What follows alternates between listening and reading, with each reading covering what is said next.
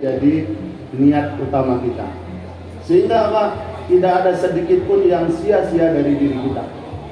Kemudian salawat dan salam mari kita sampaikan kepada junjungan kita Nabi besar Muhammad sallallahu alaihi wasallam, di mana yang kita lakukan ini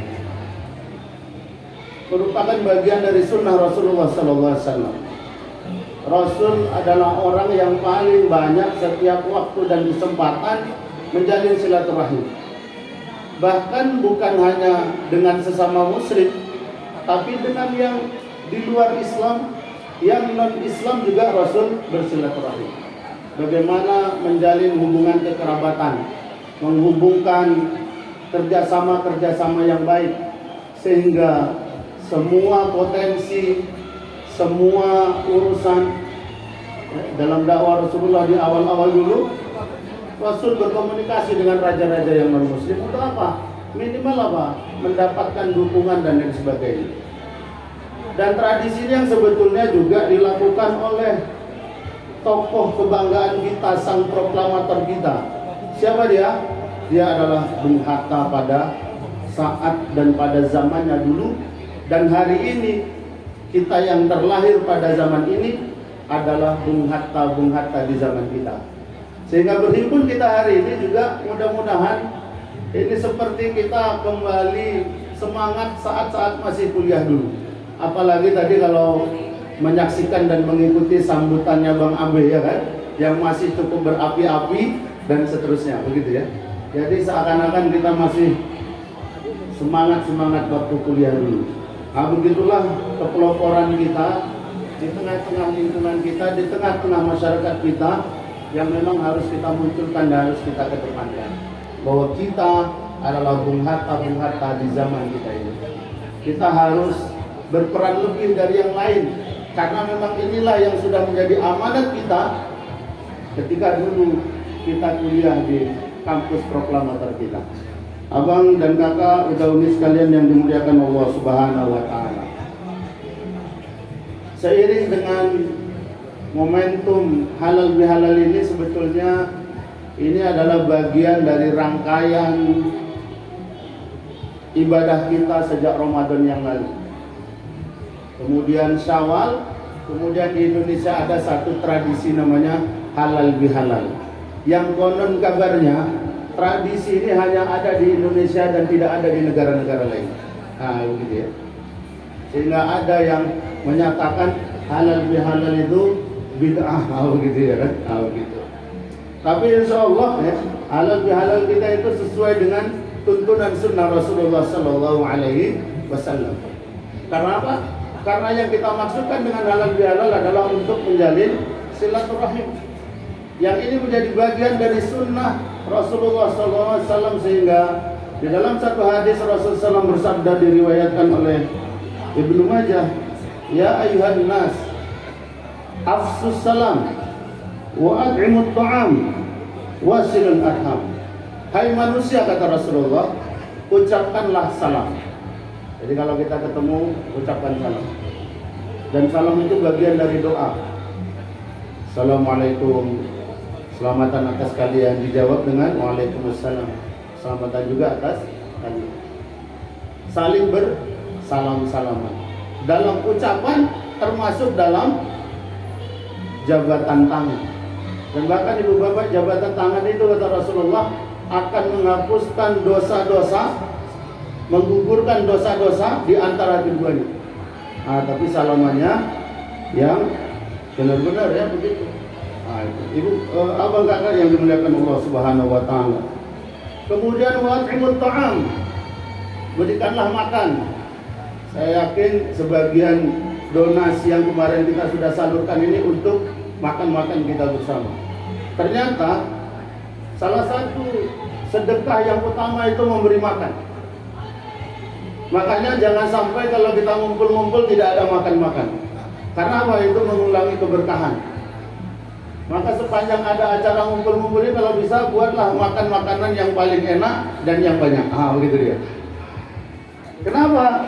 Ketika kita sedekah infak makanan kemudian dinikmati langsung oleh banyak orang, Kemudian orang yang mengkonsumsi itu berdoa kepada Allah, beribadah kepada Allah, taat kepada Allah, menjadi energi yang dimanfaatkan untuk taat pada Allah, maka sepanjang itulah sumber makanan yang sudah tersalurkan ke dalam tubuh orang yang taat pada Allah itu akan menjadi pahala kebaikan buat kita semuanya, insya Allah. Makanya kalau kami di musola itu Bang Firdaus, mana Bang Firdaus tadi? Ya. Kami itu di musola agendanya makan-makan aja. Gulai kambing.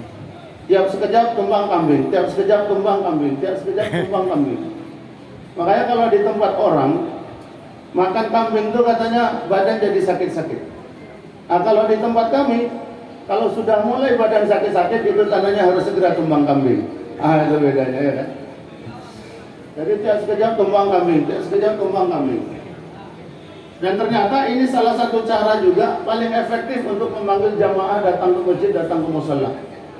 Kadang ada dipanggil azan, Allahu Akbar, sehari 5 kali, tidak datang-datang. Tapi begitu dikasih kabar, insya Allah nanti sore kita makan sama-sama gulai kambing. Yang tidak datang sholat itu pun dia yang paling duluan datang. Dia pula yang paling duluan makan, ya kan? Yang paling banyak pula lagi, ya kan? Nah, jadi kita yang nyumbang tuh nengok aja, ya kan, begitu. Tapi kita seneng begitu. Kenapa? Ya, kalaupun sholat belum mau datang, dipanggil minimal makan-makan dia mau datang, nampak juga lah, tahu juga lah kita bentuk wajahnya. Orang begitu. Kadang-kadang mohon maaf nih, di lingkungan kita, tiba-tiba sudah ada pengumuman saja. Inna lillahi wa inna ilaihi rajiun. Kita pun bingung. Siapa namanya, di mana tempat tinggalnya, kayak mana bentuk wajahnya. Nggak pernah guyup kata orang Jawa. Nggak pernah ngumpul. Nggak pernah ketemu. Nggak pernah silaturahim. Nah, itulah bahaya. Begitu pengumuman, sudah inna lillahi wa inna ilaihi rajiun. Nah, inilah kakak-kakak dan abang-abang sekalian dimuliakan Allah Subhanahu wa taala. Makanya yang ada tuh semuanya kita makan sama-sama. Dan insya Allah itu saling berkah buat kita bersama. Kemudian yang ketiga, wasilul arham, menghubungkan silaturahim. Tadi sekilas sudah disampaikan sama pengurus pusat ya. Ada 3 manfaat minimal silaturahim itu. Yang pertama, urusan dimudahkan ya.